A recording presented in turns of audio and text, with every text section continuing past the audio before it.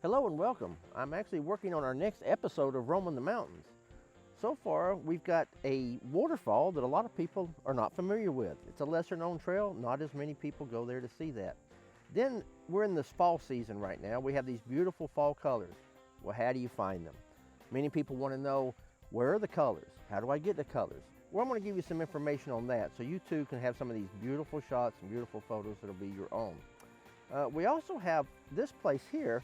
It's kind of eerie looking at times, but it's very beautiful.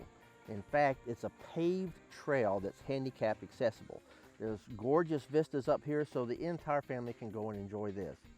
Also, we're going to be looking at one of the first ranger homes that was in the area. And what's interesting about this home is it's still standing. You can go walk around it, and it's actually in the historic registry. The last thing is sunsets. Don't forget how much I love sunsets. All of this is coming up on our next episode of Roaming the Mountains. So make sure you hit that little subscribe button over there.